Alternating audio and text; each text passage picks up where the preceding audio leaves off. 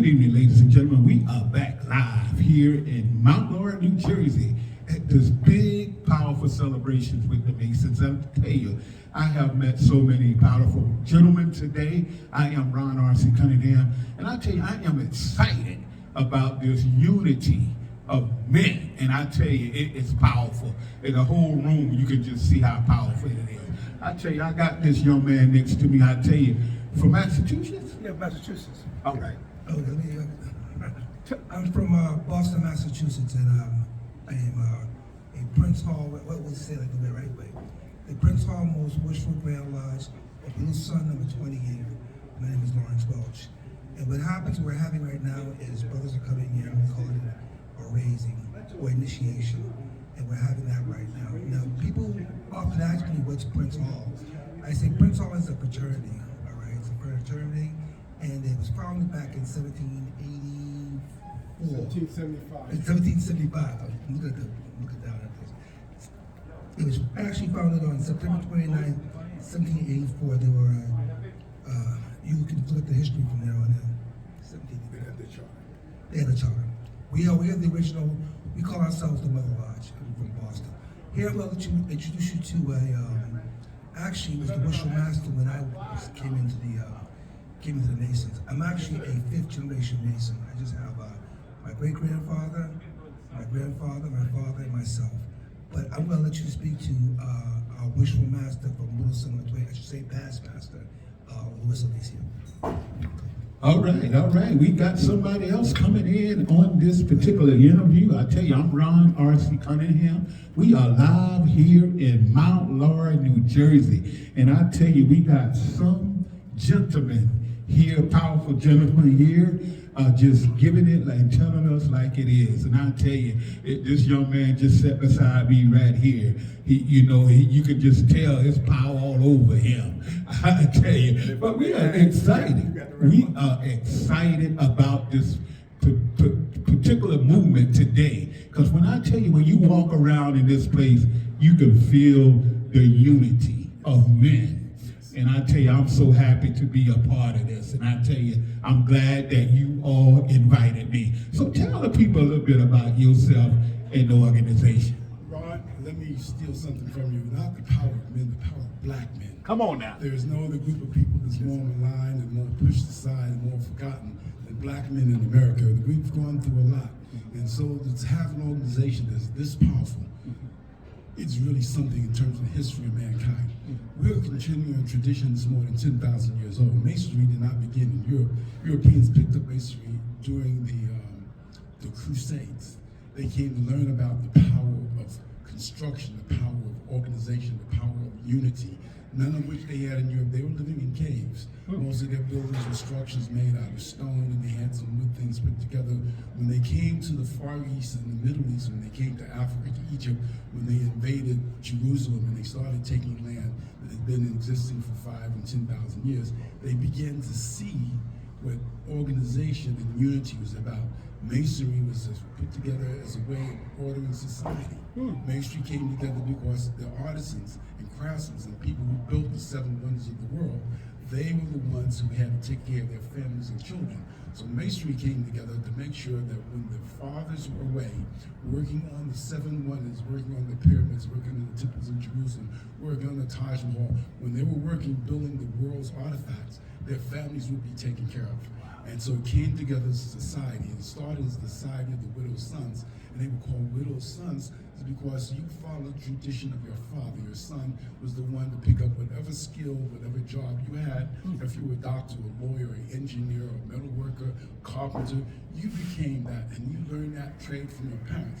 But when the husbands were away, when the fathers were away, their children couldn't learn, and so the Society of Widow's Sons made sure that their children got that information, but that their families were taken care of. Wow. That was the importance of having a society that no matter where you were in the world, your resources and support got back. Your organization for people who were not on the road would take care of your families. This was about families, Ron. This was about community, Ron. The common unity, the community. This was how Africa grew. This is why they were able to receive the Israelites coming in from other parts of the Middle East. You know, when they didn't know where to go, the Canaanites came to Egypt. Egypt had already started flourishing. They had 5 dynastic Egypts, and the 5 dynastic Egypts were black pharaohs coming in from the Sudan and coming in from other places in the world. They were building these artifacts that the world still revere. They were learning these skills. They were doing work in metallurgy. They were doing work in stone and all this stuff. Not just throwing rocks together, but creating architecture and creating supports. So when you see an archway, Europeans didn't have archways anymore. They had squares. But when you see an archway, you see a thing called a keystone. The keystone was a stone that was neither oblong nor square, and it was cut so that it'd be able to manage the centrifugal forces over an archway. Wow. That was able to create bridges, that was able to create societies, so that when you get into Egypt and you get into places where the Romans finally came and got information, they would be able to build tunnels and bridges and slushways and sewers and alleyways, things that Europeans and Western Europe did not have. So when the Europeans who came into the Middle East during the Crusades, they learned these trades. They picked up that knowledge. They joined those societies and learned some of the secrets of those societies and brought them back to Western Europe. Wow. And so we were taken away from all that knowledge and information and coming over here to this country. But in 1775, 15 men, in part of the colony, the United States, they decided that they saw how European men, white men, were getting all the information and taking care of each other and using that society. By the way, they had already established 5 Grand Lodges in Europe, in England, France, Germany, Austria, and I believe Poland. But they had Grand Lodges there, and Ireland was part of that English piece. But they were imitating what they'd learned during the Crusades. Right. And so then the Africans who were here in America, some were free and some were not at the time, but they wanted to emulate that opportunity because those societies were powerful. You can see that almost every major politician in America at the time, it wasn't America, and the colonies at the time, were Europeans, but the Europeans who had power were those who were part of the Masonic order. Starting with George Washington, starting with the other people, Jefferson and others who became part of the founding fathers. They knew that the strength was in the societies that came together.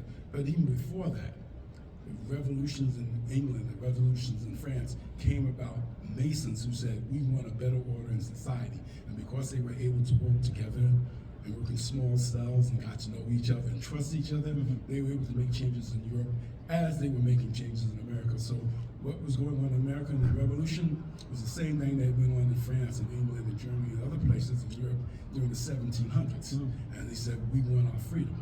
And using that and using those societies, they came to get the freedom that they wanted, what we now call the United States. But the black men seeing that, Prince Hall, they say came out of Barbados, one of the islands that had already been around had gained some knowledge because the British started the slave trade and started occupying those islands long before the United States, what we call the Americas now, was engaged. They came here with a knowledge and understanding of the language of the Europeans and things of that nature, and they said, we want a society like this. And so they went to the British groups and said, we'd like you to join, and they said no. And they finally found a group of Irish foot soldiers who, from Ireland, who's part of the, not the continent, part of the King's Army and the British Army. And they said, we'd like to join Masonry. And of course, Masonry is supposed to unite men of every sect. As long as they came in willing to follow the process and things of that nature, they brought them into Masonry, a place called Castle Island in Boston. And so they walked about 2.5 miles over marshland, evading slavers and other people who wanted to grab them. But they went to this place called Castle Island, which was about 1.5 miles away from where they were, in East Boston, what is East Boston now, or Beacon Hill. And they were made Masons, and all 15 of them. But they also got a request to go to England to say, we don't just want to be Masons, we want all the rights and privileges that go with being a Mason. And so they were allowed to bury their dead as Masons and walk in procession. And so they wanted more. They wanted to be able to do all the things Masons do. So they applied for a charter, because you cannot be a Masonic lodge unless you have a charter or a patent that allows you to work. What people don't understand, that the charter that Prince Hall received in 1784 was the first legitimate charter in North America. Wow. Because the white lodges that grew up, the Grand Lodges in the United States, They basically was fighting Prince George, and they said, we don't need to hear from them and anything that they have to offer. We decided to set up our lodges on our own, having enough people. We said, they call themselves Grand Lodges. Well, the reality is you couldn't be a Grand Lodge in the order of Masonry if you did not get a charter or a patent in which to work. So the Grand Lodge of England or France had not basically ordained or given them the power to set up a Grand Lodge in North America. So as far as history is concerned, Prince Hall Masonry was the first charter, originally chartered, official Grand Lodge in North America. Wow. And so while the Europeans didn't want to recognize Prince Hall in the beginning, the Grand Lodge of England did, the Grand Lodge of France did, the other Grand Lodges said because they were in cahoots and tied together in Europe, they had to recognize Prince Hall Masonry. So 1784, we got our charter. We became a Grand Lodge in 1789, and we moved on from there and continued. This is the oldest Grand Lodge, chartered Grand Lodge in North America. This is the oldest black fraternal organization in North America. And so history flowed from there. Our children, lodges, the people who spun off from Prince Hall in Massachusetts were Pennsylvania and Rhode Island and Connecticut. And we now have 48 Grand Lodges throughout the country, but we have charters in Spain, in Africa, Canada, all the islands. It's a movement, but it was a good movement because for black people, it made a difference about where they went and how they went, how they were protected. And what people don't tell you, the Underground Railroad, which everybody talks so much about, Masons ran that railroad. Wow. They used white people to help them set up and maintain the railroad because if a black man was caught supporting a slave and the slaves running away, they murdered. But they set up those railroads, they helped build some of those houses and tunnels and passages, and they understood the process because they talked to each other directly, indirectly from the South all the way up to Canada, out through Detroit and places like that. They ran the Underground Railroad quietly. They supported and have supported civil rights and human rights for black people throughout history. Prince Hall in the 1700s was in the Massachusetts state legislature lobbying and fighting for education for African people and working and fighting. And so with Prince Hall, the American Revolution was probably saved because when George Washington took black Africans out of the Continental Army, they started to lose. They lost the Battle of Brooklyn and the Battle of Staten Island and the Battle up in Hudson River. And then Prince Hall lobbying and said, I think you need us. And of course they did. Prince Hall Masons in Massachusetts made a difference because it was Masons and other black people who stopped the advancement in Concord and Lexington.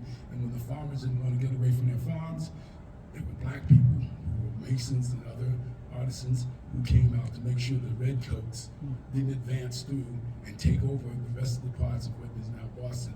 It's all to be noted, though Crispus Attucks is not known as a Mason, he was the first person they say to die for secret, but he was a black man. And I know he was challenged and motivated by the Masons and other people they saw making their way throughout society.